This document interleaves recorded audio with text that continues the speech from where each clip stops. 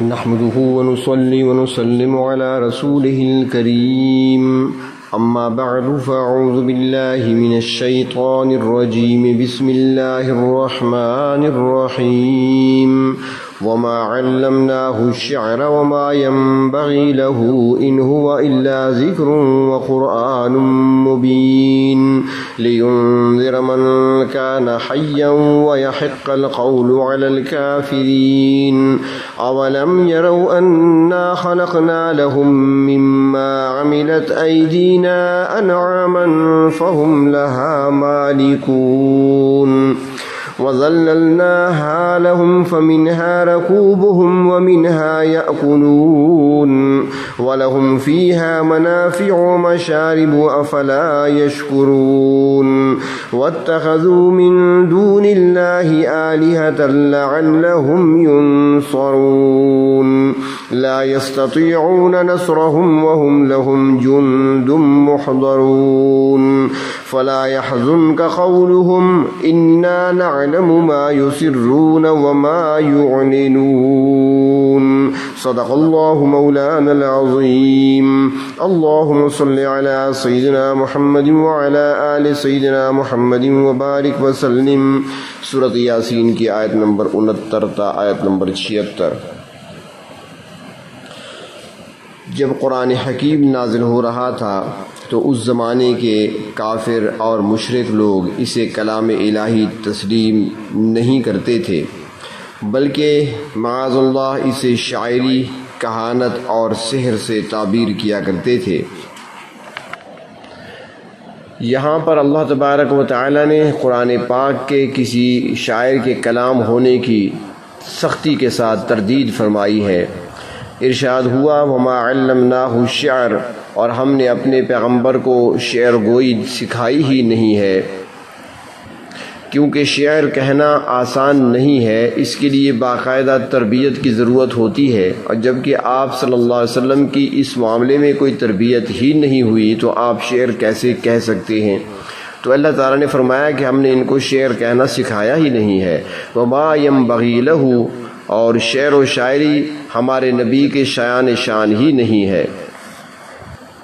تو قرآن کریم اشعار کا مجموعہ نہیں ہے، بلکہ ان ہوا الا ذکر، بلکہ یہ تو سراسر نصیحت کی باتیں ہیں۔ وقرآن مبین، اور کھول کر بیان کرنے والا قرآن ہے۔ یہاں پر اس بات کا اعلان فرمایا گیا ہے کہ شاعری کے ساتھ ہمارے بھیجے ہوئے پیغمبر صلی اللہ علیہ وسلم کی طبیعت کی مناسبت ہی نہیں ہے۔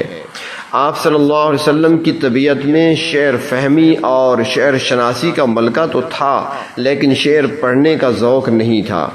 اس لیے اگر آپ صلی اللہ علیہ وسلم کبھی کوئی شعر پڑھتے بھی تو اس کے الفاظ آگے پیچھے ہو جاتے اور شعر کا وزن خراب ہو جاتا۔ روایات میں آتا ہے کہ ایک دفعہ نبی اکرم صلی اللہ علیہ وسلم نے ایک شعر پڑھا اور پڑھتے ہوئے حسب معمول شعر بے وزن ہو گیا، تو حضرت ابو بکر صدیق رضی اللہ تعالیٰ عنہ پاس موجود تھے۔ وہ سن کر مسکرائے اور عرض کیا انی اشہد انک رسول اللہ، میں گواہی دیتا ہوں کہ آپ اللہ کے رسول ہیں۔ یعنی جب اللہ تعالیٰ نے خود فرمایا ہے کہ ہم نے آپ کو شعر کی تعلیم نہیں دی تو پھر آپ درست شعر کیوں کر پڑھ سکتے ہیں؟ معنوی اعتبار سے نبی اکرم صلی اللہ علیہ وسلم شعر کو خوب اچھی طرح سمجھتے تھے، اور اس سلسلے میں آپ کا فرمان مبارک بھی ہے۔ حدیث شریف میں آتا ہے کہ آپ نے فرمایا ان من الشعر لحکمہ، کہ بہت سے اشعار حکمت پر مبنی ہوتے ہیں، اور ان من البیان لسحرا، اور بہت سے خطبات جادو کا سا اثر رکھتے ہیں۔ اور حقیقت بات یہ ہے کہ شاعری کی بنیاد وہم اور تخیل پہ ہوتی ہے۔ اللہ تبارک و تعالیٰ نے سورۃ الشعراء میں فرمایا کہ وَالشُّعَرَاءُ يَتَّبِعُهُمُ الْغَاوُونَ، کہ شعراء کے پیچھے لگنے والے اکثر لوگ گمراہ ہوتے ہیں۔ اور پھر فرمایا کہ أَلَمْ تَرَ أَنَّهُمْ فِي كُلِّ وَادٍ يَهِيمُونَ، کیا تم نے دیکھا نہیں کہ شاعر کس طرح ہر وادی میں خیالی گھوڑے دوڑاتے ہیں؟ جب کسی کی تعریف کرنے پہ آتے ہیں تو زمین و آسمان کے کلابے ملائے جاتے ہیں، اور جب کسی کی مذمت کرنے پہ آتے ہیں تو فحش گوئی تک پہنچ جاتے ہیں۔ حضرت آدم علیہ السلام سے لے کر آج تک ہر زمانے میں اور ہر زبان میں شعر و شاعری ہوتی رہی ہے، مگر اکثر اشعار کہنے والے غلط کار، جھوٹے اور خیالی ہوتے ہیں اور ان کا حقیقت کے ساتھ کوئی تعلق نہیں ہوتا۔ مگر شاعری بذات خود بری چیز نہیں ہے، اس کو جھوٹ، مبالغہ آرائی وغیرہ برا بنا دیتی ہے۔ اور دنیا میں اچھے شاعر بھی گزرے ہیں۔ نبی اکرم صلی اللہ علیہ وسلم کے مبارک زمانہ میں حضرت حسان بن ثابت رضی اللہ تعالی عنہ اپنے اشعار کے ذریعے سے اسلام کا دفاع کیا کرتے تھے۔ جب کفار کی طرف سے اسلام اور پیغمبر اسلام کے خلاف شعر گوئی ہوتی تھی تو نبی اکرم صلی اللہ علیہ وسلم حضرت حسان رضی اللہ تعالی عنہ کو جواب دینے کے لیے ارشاد فرماتے تھے۔ اسی طرح مولانا روم رحمۃ اللہ علیہ کی مثنوی نصیحت آموز باتوں سے بھری پڑی ہے۔ ہمارے قومی شاعر ہیں حضرت ڈاکٹر محمد اقبال، ان کا کلام دیکھا جائے تو انہوں نے بھی اپنی قوم اور ملت کے ضمیر کو جھنجھوڑا ہے اپنے اشعار کے ذریعے سے۔ اسی طرح شیخ سعدی کی گلستان اور بوستان ہیں جن کے ترجمے تقریباً ہر زبان میں ہو چکے ہیں، ان کے اندر بھی تجربات بھی ہیں اور نصیحت کی باتیں بھی ہیں۔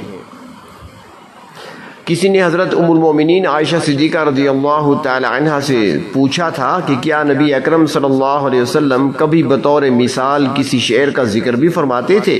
انہوں نے فرمایا کہ ہاں، بعض اوقات ایک آدھ شعر یا مصرع اپنی زبان سے ادا فرماتے تھے۔ مثلاً آپ صلی اللہ علیہ وسلم حضرت عبداللہ بن رواحہ کے اشعار پڑھ لیا کرتے تھے۔ لولا اللہ مہتدینا ولا تصدقنا ولا صلینا، اگر اللہ تعالی ہمیں ہدایت سے نہ نوازتے تو نہ ہم صدقہ کر سکتے اور نہ ہی ہم نماز ادا کر سکتے۔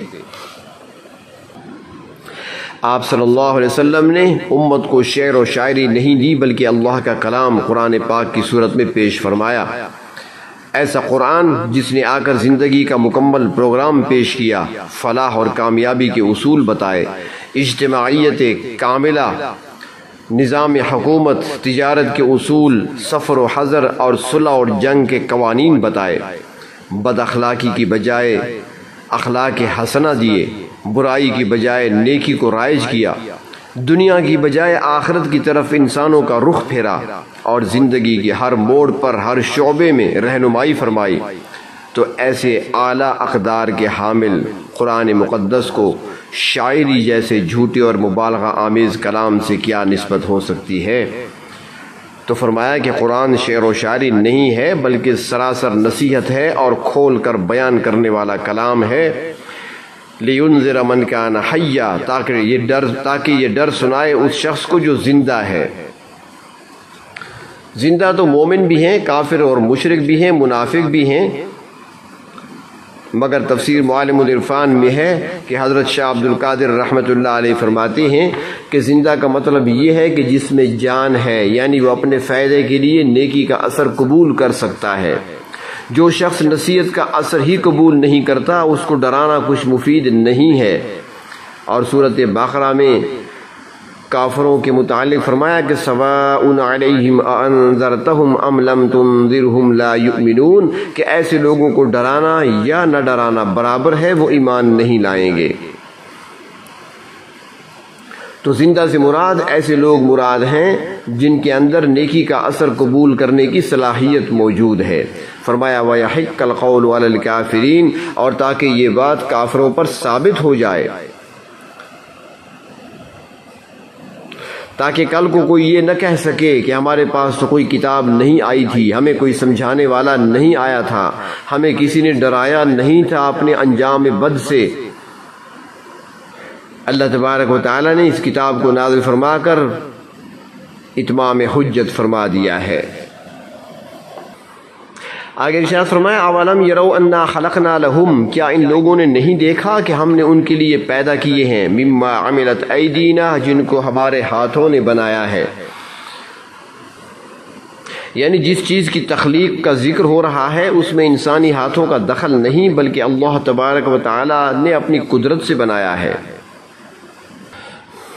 اس سے مراد وہ ہاتھ نہیں ہیں جیسے ہمارے ہاتھ ہوتے ہیں، بلکہ اللہ تبارک و تعالیٰ کے وہ ہاتھ مراد ہیں جو اللہ تعالیٰ کی شان کے لائق ہیں۔ دوسرے مقامات پر بھی یہ ذکر آتا ہے، سورۃ مائدہ میں ہے بل یداہ مبسوطتان، اللہ تعالیٰ کے دونوں ہاتھ کھلے ہوئے ہیں۔ اور صلح حدیبیہ کے موقع پر جب صحابہ کرام نبی اکرم صلی اللہ علیہ وسلم کے دست مبارک پر بیعت کر رہے تھے تو اس موقع پر اللہ تعالیٰ نے فرمایا، سورۃ فتح میں ہے کہ ید اللہ فوق ایدیہم، ان کے ہاتھوں کے اوپر اللہ کا ہاتھ تھا،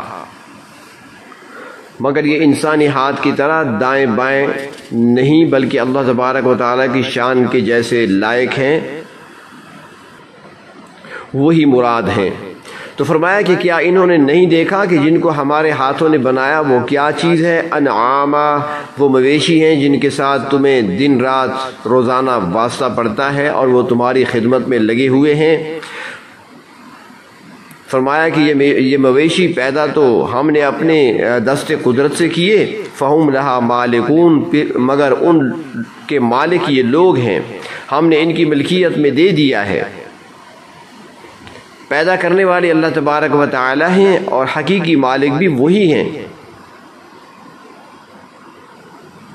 مگر اللہ تبارک و تعالی نے اپنے بندوں پر مہربانی فرماتے ہوئے عارضی مالک انسانوں کو بنا دیا کہ جس طرح چاہیں وہ ان سے خدمت لے لیں۔ ورنہ قرآن حکیم میں جگہ جگہ اس بات کو واضح کیا گیا ہے کہ للہ ما فی السماوات و ما فی الارض، زمین و آسمان کی ہر چیز اللہ ہی کے لیے ہے، یعنی ہر چیز کے مالک اللہ تعالی ہیں۔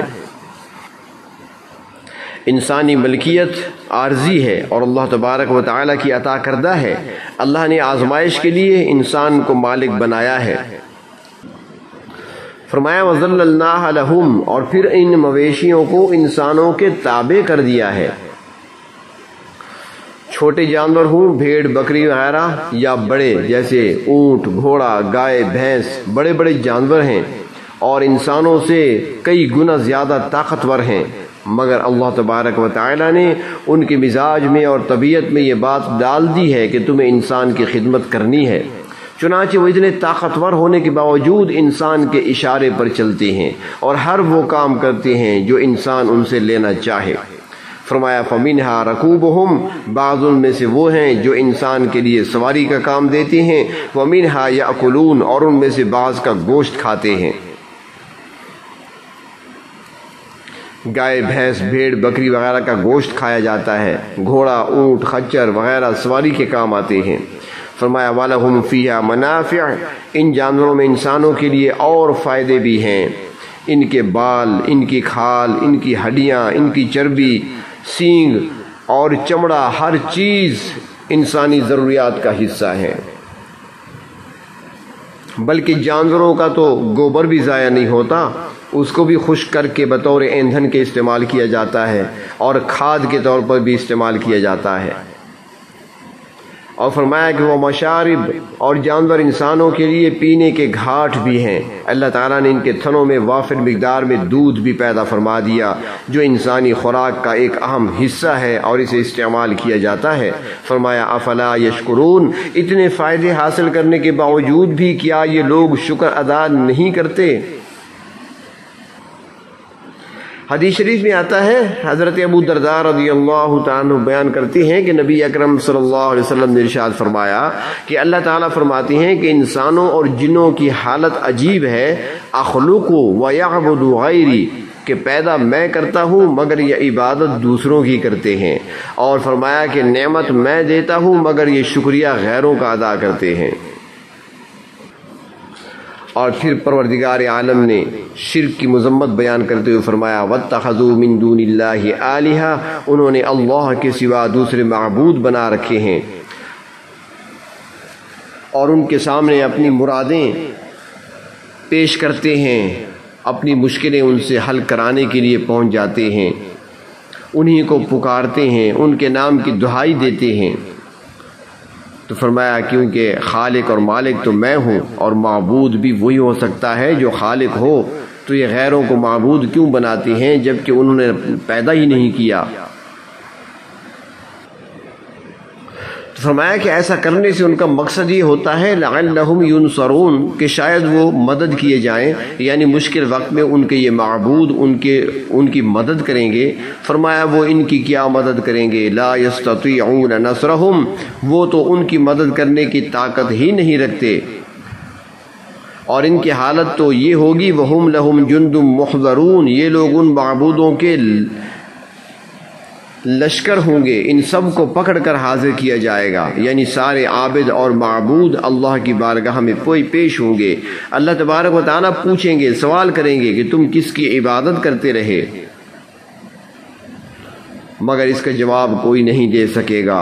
عابد اور معبود ایک دوسرے سے بیزاری کا اظہار کر رہے ہوں گے۔